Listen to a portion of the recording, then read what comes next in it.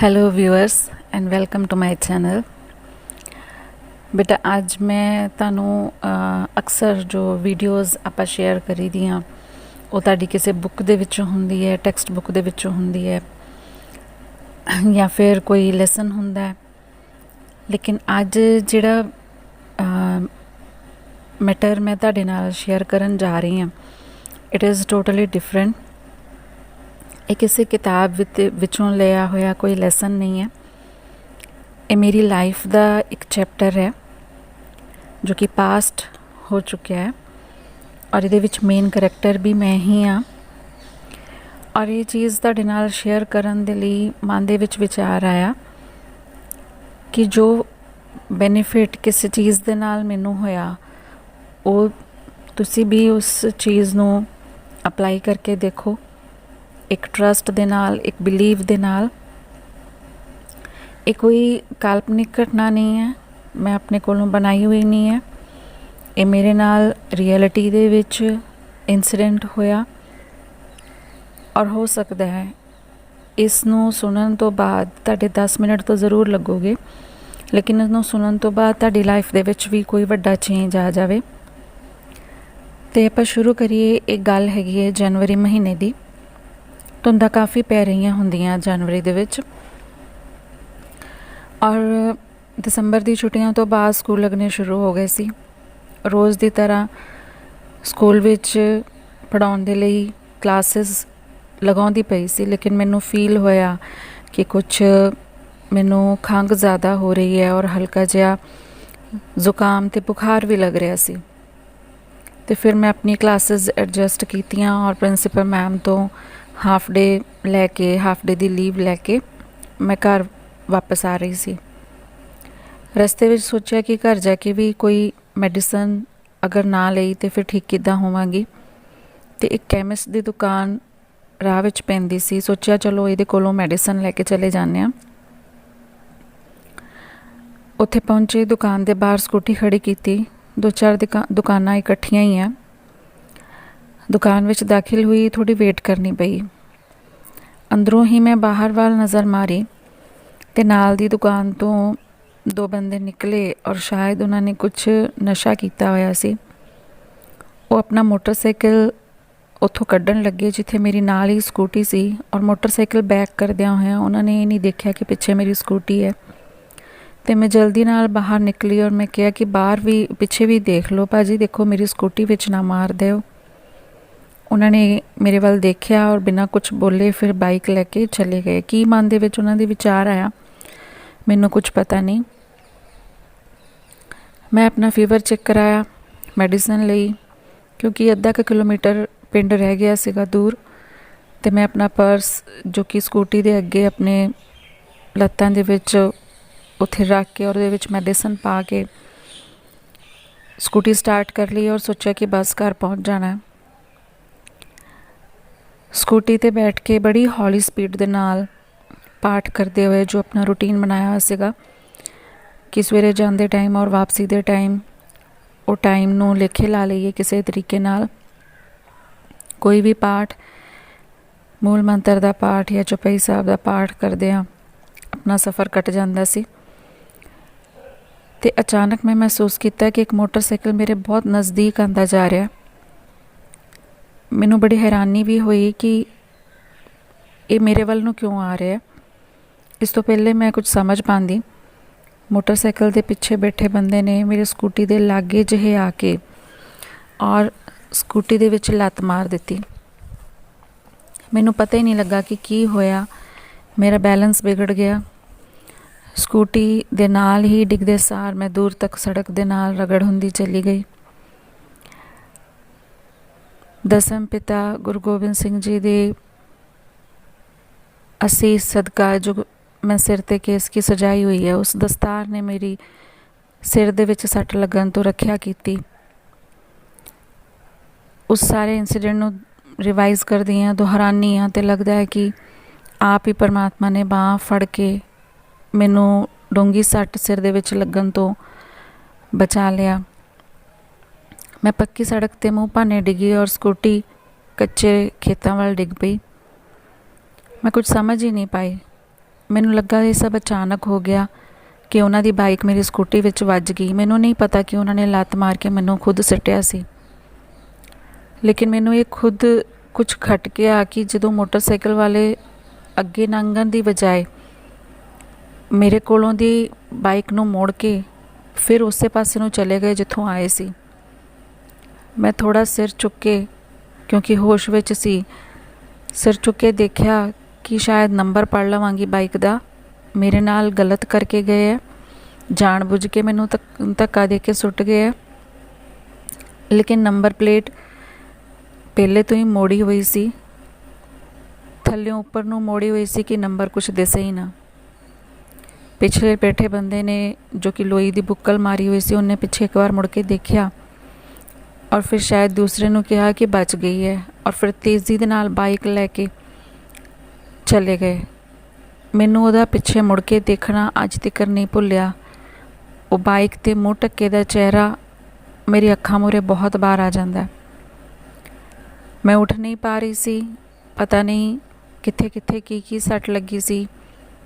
2-3 motorcycle, scooter ਮੇਰੇ ਕੋਲੋਂ ਦੀ ਲੰਘ ਕੇ ਸੜਕ ਤੋਂ ਜਾ ਰਹੇ ਸੀ। ਉਹ ਲੋਕ ਮੇਰੇ ਵੱਲ ਦੇਖ ਰਹੇ ਸੀ, ਲੇਕਿਨ ਕਿਸੇ ਨੇ ਆਪਣੀ ਬਾਈਕ ਰੋਕ ਕੇ ਮੈਨੂੰ ਚੁੱਕਣ ਦੀ ਕੋਸ਼ਿਸ਼ ਨਹੀਂ ਕੀਤੀ। ਮੈਂ ਉੱਠ ਕੇ ਥੋੜ੍ਹੀ ਦੇਰ ਆਪਣੇ ਆਪ ਨੂੰ ਸੰਭਾਲ ਰਹੀ ਸੀ ਕਿ ਅਚਾਨਕ ਹੀ ਸਾਡੇ ਇੱਕ ਪਿੰਡ ਦੇ ਭਾਜੀ ਸਾਡੇ ਕੋਲ ਆ ਕੇ ਰੁਕ ਗਏ। ਮੇਰੇ ਕੋਲ ਉਹਨਾਂ ਨੇ ਮੈਨੂੰ ਪਹਿਚਾਣ ਲਿਆ ਸੀ, ਉਮਰ 'ਚ ਮੇਰੇ ਕੋਲੋਂ ਵੱਡੇ। ਉਹਨਾਂ ਨੇ ਸਕੂਟਰ ਰੋਕਿਆ, ਫਟਾਫਟ ਮੈਨੂੰ ਉਠਾਇਆ ਔਰ ਮੇਰੀ ਸਕੂਟੀ ਨੂੰ ਸਿੱਧਾ ਕੀਤਾ। ਜੋ ਸਮਾਨ ਮੇਰਾ ਡਿੱਗਿਆ ਪਿਆ ਸੀਗਾ, ਟਿਫਨ ਬਾਕਸ, ਬੋਟਲ, ਕੁਝ ਜ਼ਰੂਰੀ ਕਾਗਜ਼, ਸਭ ਖਿਲਰ ਗਏ ਸੀ।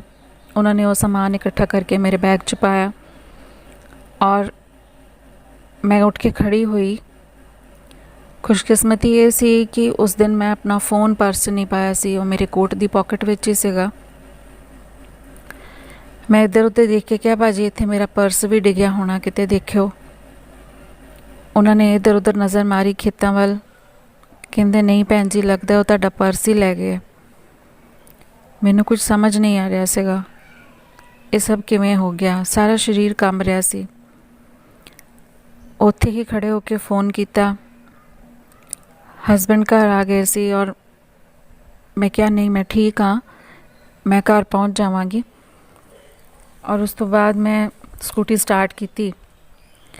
ਸਕੂਟੀ ਦੇ ਸ਼ੀਸ਼ੇ ਵਿੱਚ ਜੋ ਮੈਨੂੰ ਆਪਣੀ ਸ਼ਕਲ ਦੇਖ ਕੇ, ਚਿਹਰਾ ਦੇਖ ਕੇ ਸਮਝ ਆ ਰਿਹਾ ਸੀ ਕਿ ਮੇਰੀ ਅੱਖ ਬਹੁਤ ਜ਼ਿਆਦਾ ਸੁੱਜ ਚੁੱਕੀ ਸੀ, ਸੱਟ ਲੱਗੀ ਸੀ, ਲੇਕਿਨ ਮੈਨੂੰ ਨਜ਼ਰ ਆ ਰਿਹਾ ਸੀ ਔਰ ਉਹ ਸਵੈਲਿੰਗ ਮੇਰੀ ਖੁਦ ਨੂੰ ਮੈਨੂੰ ਫੀਲ ਹੋ ਰਹੀ ਸੀ। ਇੰਨਾ ਸ਼ੁਕਰ ਹੈ ਕਿ ਦਸਤਾਰ ਕਰਕੇ ਮੇਰੇ ਸਿਰ ਵਿੱਚ ਸੱਟ ਨਹੀਂ ਲੱਗੀ। ਕੋਹਣੀਆਂ ਔਰ ਗੋਡਿਆਂ ਦੀਆਂ ਸੱਟਾਂ ਦਾ ਅਜੇ ਮੈਨੂੰ ਅੰਦਾਜ਼ਾ ਨਹੀਂ ਸੀ। ਮੇਰੇ ਘਰ ਪਹੁੰਚਣ ਤੋਂ ਪਹਿਲੇ ਪਿੰਡ ਦਿਆਂ ਨੂੰ ਵੀ ਇਸ ਗੱਲ ਦਾ ਪਤਾ ਲੱਗ ਗਿਆ ਸੀ। ਘਰ ਪੁੱਜੇ, ਉੱਥੋਂ ਕਾਰ ਵਿੱਚ ਡਾਕਟਰ ਦੇ ਕੋਲ ਗਏ, ਟੈਟਨਸ ਦਾ ਇੰਜੈਕਸ਼ਨ ਲਗਵਾਇਆ, ਕੁਝ ਪੇਨ ਕਿਲਰਸ ਵਗੈਰਾ ਲੈ ਲਈਆਂ। ਘਰ ਆਉਣ ਦੀ ਦੇਰ ਸੀ ਕਿ ਖਬਰਾਂ ਲੈਣ ਵਾਲੇ ਆਉਣੇ ਸ਼ੁਰੂ ਹੋ ਗਏ। ਘਰਦਿਆਂ ਨੇ ਮੈਨੂੰ ਕਿਸੇ ਨੂੰ ਮਿਲਣ ਨਹੀਂ ਦਿੱਤਾ, ਅਲੱਗ ਕਮਰੇ 'ਚ ਰੱਖਿਆ ਹੋਇਆ ਸੀ, ਲੇਕਿਨ ਕੁਝ ਤਾਂ ਆੜ ਹੀ ਜਾਂਦੇ ਸੀ ਕਿ ਸਾਨੂੰ ਇੱਕ ਵਾਰੀ ਦੇਖ ਲੈਣ ਦਿਓ। ਮੇਰੀ ਹਾਲਤ ਦਾ ਕਿਸੇ ਨੂੰ ਅੰਦਾਜ਼ਾ ਨਹੀਂ ਸੀ। ਬੱਚੇ ਮੈਨੂੰ ਇਸ ਹਾਲਤ ਵਿੱਚ ਦੇਖ ਕੇ ਸਹਿਮ ਗਏ ਸੀ। ਛੋਟਾ ਜਿਹਾ ਬੇਟਾ ਤਾਂ ਮੇਰੇ ਵੱਲ ਦੇਖ ਹੀ ਨਹੀਂ ਰਿਹਾ ਸੀ।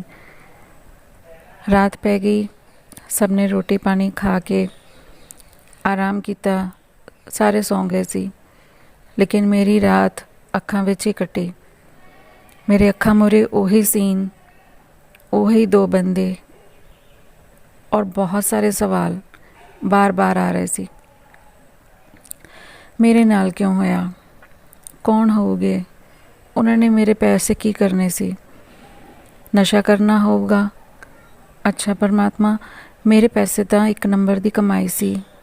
ਮੈਂ ਇਹ ਨਹੀਂ ਕਹਿੰਦੀ ਉਹਨਾਂ ਦਾ ਕੱਖ ਨਾ ਰਹੇ, ਨਹੀਂ, ਮੈਂ ਇਹ ਨਹੀਂ ਕਹਿੰਦੀ ਉਹਨਾਂ ਦਾ ਵੀ ਕੁਝ ਚੋਰੀ ਹੋ ਜਾਏ, ਨਹੀਂ, ਮੈਂ ਇਹ ਵੀ ਨਹੀਂ ਕਹਿੰਦੀ।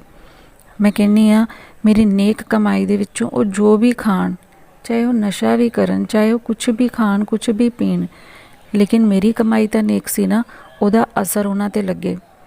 ਉਹ ਜੋ ਵੀ ਮੇਰੀ ਕਮਾਈ ਨੂੰ ਖਰਚ ਕਰਕੇ ਖਾਣਗੇ, ਪੀਣਗੇ, ਉਹਨਾਂ ਦੀ ਬੁੱਧੀ ਸਹੀ ਹੋ ਜਾਏ, ਉਹਨਾਂ ਨੂੰ ਪਰਮਾਤਮਾ ਸੁਮਤ ਦੇਵੇ ਕਿ ਅਗਲੀ ਵਾਰ ਉਹ ਕਿਸੇ ਨੂੰ ਇਵੇਂ ਲੁੱਟ ਖੋਹ ਨਾ ਕਰਨ ਕਿਸੇ ਦੇ ਨਾਲ। ਮੇਰੀ ਤਾਂ ਕਿਸਮਤ ਚੰਗੀ ਸੀ, ਮੈਨੂੰ ਤਾਂ ਪਰਮਾਤਮਾ ਨੇ ਹੱਥ ਦੇ ਕੇ ਰੱਖ ਲਿਆ ਕਿ ਬੱਚਿਆਂ ਦੀ ਕਿਸਮਤ ਨੂੰ ਮੈਂ ਬਚ ਗਈ। ਸਵਾਲ ਮੇਰੇ ਮਨ 'ਚ ਆਉਂਦੇ ਸੀ, ਅਗਰ ਮੇਰੇ ਸਿਰ ਵਿੱਚ ਸੱਟ ਲੱਗ ਜਾਂਦੀ ਫਿਰ ਕੀ ਹੁੰਦਾ? ਅਗਰ ਮੈਂ ਉੱਠ ਹੀ ਨਾ ਪਾਉਂਦੀ ਫਿਰ ਕੀ ਹੁੰਦਾ? ਅਗਰ ਮੈਂ ਅਨਕੌਂਸ਼ੀਅਸ ਹੋ ਕੇ ਬੈੱਡ 'ਤੇ ਪੈ ਜਾਂਦੀ ਫਿਰ ਫੈਮਿਲੀ ਨੂੰ ਕਿਹਨੇ ਸੰਭਾਲਣਾ ਸੀ, ਬੱਚਿਆਂ ਨੂੰ ਕਿਹਨੇ ਸੰਭਾਲਣਾ ਸੀ? ਔਰ ਉਹ ਪੈਸੇ ਦੀ ਗੱਲ ਨਹੀਂ ਕਿ ਨੁਕਸਾਨ ਹੋਇਆ, ਹਾਂ ਦੁੱਖ ਤਾਂ ਸੀ ਕਿਉਂਕਿ ਮੇਰੀ ਖੂਨ ਪਸੀਨੇ ਦੀ ਕਮਾਈ ਸੀ। ਮੈਨੂੰ ਦੁੱਖ ਉਹਨਾਂ ਚੀਜ਼ਾਂ ਦਾ ਵੀ ਸੀ ਜੋ ਮੇਰੇ ਪਰਸ ਵਿੱਚ ਪਈਆਂ ਸੀ, ਚਾਬੀਆਂ, ਦਵਾਈਆਂ, ਪਾਸਬੁੱਕ, RC, ਲਾਇਸੈਂਸ, ਚੈੱਕਬੁੱਕ, ਮੇਰੀ ਨਜ਼ਰ ਦਾ ਚਸ਼ਮਾ, 4-5 ਹਜ਼ਾਰ ਰੁਪਏ ਰੱਖੇ ਸੀ ਜੋ ਅਕਸਰ ਮੈਂ ਰੱਖਦੀ ਨਹੀਂ ਸੀ ਇੰਨੇ ਪੈਸੇ, ਲੇਕਿਨ ਉਹ ਕਿਸੇ ਖਾਸ ਪਰਪਸ ਕਰਕੇ, ਕਿਸੇ ਖਾਸ ਕੰਮ ਕਰਕੇ ਰੱਖੇ ਸੀ। ਉਹ ਸਾਰੀਆਂ ਚੀਜ਼ਾਂ ਮੇਰੀਆਂ ਅੱਖਾਂ ਮੂਹਰੇ ਆਈ ਜਾਂਦੀਆਂ ਸੀ। ਮੈਂ ਕਿਸੇ ਦਾ ਕੀ ਗਲਤ ਕੀਤਾ ਹੋਣਾ ਪਤਾ ਨਹੀਂ, ਲੇਕਿਨ ਬਚ ਗਈ। ਇਹ ਸਾਰੀਆਂ ਚੀਜ਼ਾਂ ਮੈਨੂੰ ਸੌਣ ਨਹੀਂ ਦੇ ਰਹੀਆਂ ਸੀ। ਸਾਰੀ ਰਾਤ ਘਬਰਾਹਟ ਦੇ ਵਿੱਚ ਨਿਕਲ ਗਈ। ਸਵੇਰ ਹੋਈ, ਫਾਰਮੈਲਿਟੀ ਵਜੋਂ FIR ਕਰਵਾਈ ਗਈ। ਅਖਬਾਰ 'ਚ ਕਢਵਾਇਆ ਕਿ ਸ਼ਾਇਦ ਕਿਸੇ ਨੂੰ ਕੋਈ ਡਾਕੂਮੈਂਟ ਮਿਲ ਜਾਏ ਅਤੇ ਫਿਰ ਕਿਸੇ ਦੇ ਹੱਥ ਲੱਗ ਜਾਏ ਅਤੇ ਉਹ ਸਾਡੇ ਤੱਕ ਪਹੁੰਚ ਹੋ ਸਕੇ।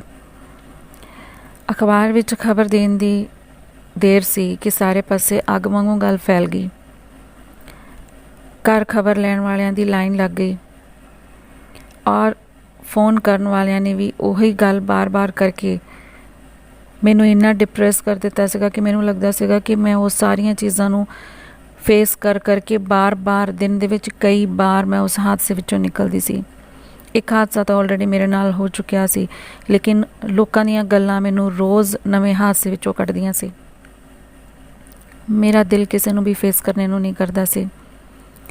ਘਰ ਵਿੱਚ ਕੋਈ ਹੋਰ ਨਹੀਂ ਸੀਗਾ, ਇਸ ਕਰਕੇ ਮੈਨੂੰ ਅੱਗੇ ਆ ਕੇ ਉਹਨਾਂ ਦੇ ਲਾਗੇ ਬੈਠਣਾ ਪੈਂਦਾ ਸੀ। ਹਸਬੈਂਡ ਔਰ ਬੱਚੇ ਸਕੂਲ ਚਲੇ ਜਾਂਦੇ ਸੀ। ਫੋਨ ਵੀ ਆਉਂਦਾ ਸੀ ਤਾਂ ਲੋਕ ਇਹੀ ਪੁੱਛਦੇ ਸੀ, ਸਾਰੇ ਰਿਲੇਟਿਵਸ ਕੈਨੇਡਾ, ਅਮਰੀਕਾ ਸਭ ਇਹੀ ਹਾਲ ਚਾਲ ਪੁੱਛਦੇ ਸੀ। ਕਈ ਵਾਰ ਤਾਂ ਮੈਨੂੰ ਇਵੇਂ ਲੱਗਦਾ ਕਿ ਮੈਂ ਜ਼ਿੰਦਾ ਹੀ ਨਹੀਂ ਹਾਂ। ਅਗਰ ਮੈਂ ਮਰ ਵੀ ਜਾਂਦੀ ਤਾਂ ਮੇਰੇ ਅਫਸੋਸ ਦੇ ਵੀ ਇਵੇਂ ਹੀ ਫੋਨ ਆਉਣੇ ਸੀ। ਇਸ ਤਰ੍ਹਾਂ ਦੇ ਫਾਲਤੂ ਖਿਆਲ ਮੇਰੇ ਦਿਮਾਗ 'ਚ ਆਉਣੇ ਸ਼ੁਰੂ ਹੋ ਜਾਂਦੇ। ਨਾ ਖਾਣਾ ਖਾਣ ਨੂੰ ਮਨ ਕਰਦਾ, ਨਾ ਬੋਲਣ ਨੂੰ ਮਨ ਕਰਦਾ। ਸ਼ੌਕ ਵਿੱਚੋਂ ਨਿਕਲਣਾ ਇੰਨਾ ਆਸਾਨ ਨਹੀਂ ਸੀ।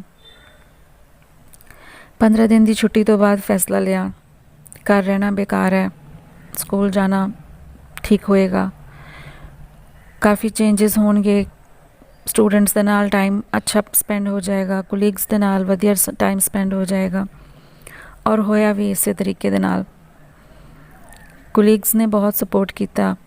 ਖਾਣਾ ਖਾਣ ਨੂੰ ਮਨ ਕਰਦਾ ਸੀ, ਇਕੱਠੇ ਬੈਠ ਕੇ ਖਾਣਾ ਖਾਂਦੇ ਸੀ, ਕਦੀ ਹੱਸ ਵੀ ਲੈਂਦੇ ਸੀ, ਬੱਚਿਆਂ ਦੇ ਨਾਲ ਗੱਲਾਂ ਕਰੀਦੀਆਂ ਸੀ।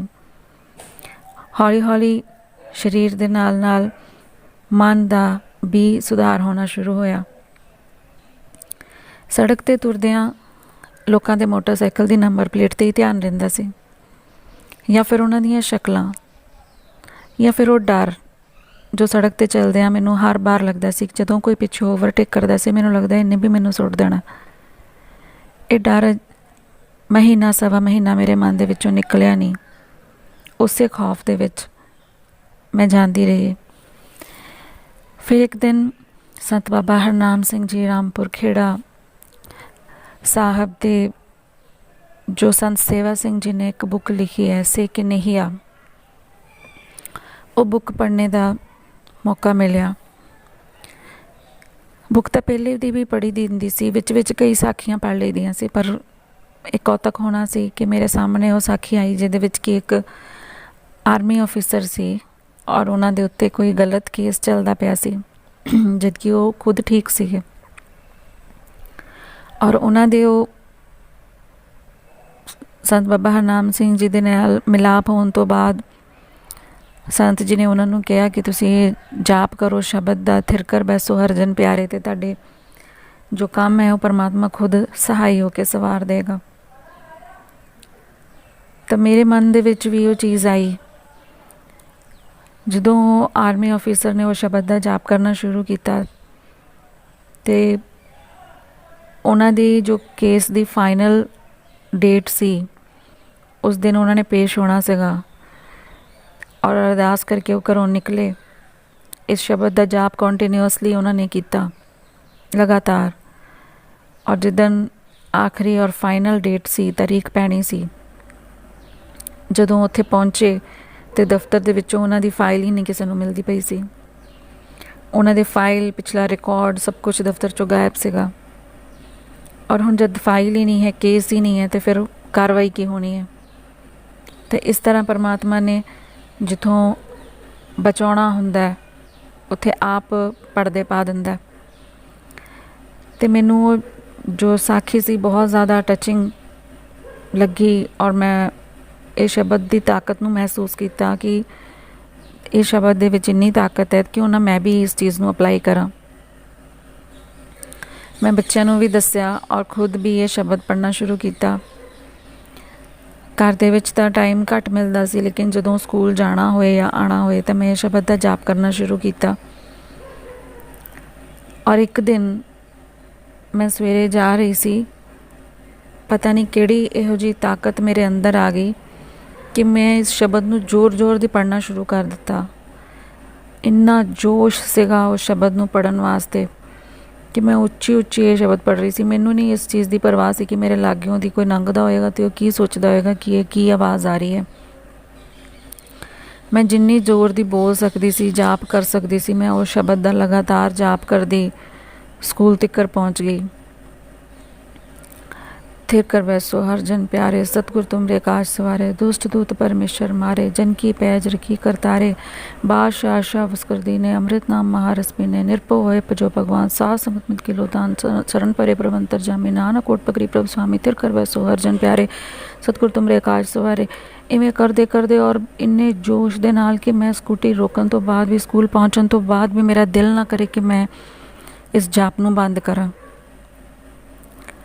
दिन की शुरुआत हुई, स्कूल दे विच क्लासिस लगनियां शुरू होईयां, एक लैक्चर फ्री मिलदा ते सर्दियां दे दिन सीगे, थोड़ा बाहर धुप्पे बैठ के उत्थे नाल ही मेरे एक दो टीचर होर कोलीग बैठे सी। एक मैडम दे फोन आया उन्हां दे घरों और वो मैडम मेरे वाल देखण लग पे। मैनूं कहंदे तुहाडा पर्स मिल गया? मैं कहा नहीं मैडम नहीं मिलिया। वो कित्थों मिलना सी? कहंदे मिल गया। मेरे मुँह चों आवाज़ ना निकले, अखां चों पानी वगे, पुछण दी हिम्मत ना होवे कि कित्थे किवें की होया। जब थोड़ा जिहा संभली ते उन्होंने दस्सिया कि मेरे फादर साहब जिन्हां दा कि डिस्टेंस साडे पिंड तो 1.5 किलोमीटर दूर ही है, साडे पिंड दे नज़दीक ही है। और क्योंकि सारे इलाके नूं इस खबर दा पता सी, इस इंसीडेंट का पता सी, और महाराज की कृपा की केस की सजान करके मेरी एक वखरी पहचान है अपने पिंडां दे विच, ते सारे लोग जानते हैं। कहते डैडी हुणी कमाद वढाउंदे सी भाईयां तो, ते उन्होंने जदों कमाद वढिया ते देखिया विच पर्स पिया होया। पर्स का समान उन्होंने भी फुल लिया, विचों जो चीज़ां सीगियां, किहने की कढ़िया पता नहीं, लेकिन उस समय जो मैनू एहसास हो रहा सी कि मैनू जो फीलिंग आ रही सी उन्होंने बयान नहीं किया जा सकता। शाम नू हसबैंड पर्स उन्होंने घरों जाके लैके आए, जिहदे विच कि मेरी पासपोर्ट साइज़ फोटोग्राफ सी, जिन्हां दे करके उन्होंने मैनू पहचान लिया सी कि ये उन्हां दा ही पर्स होना है।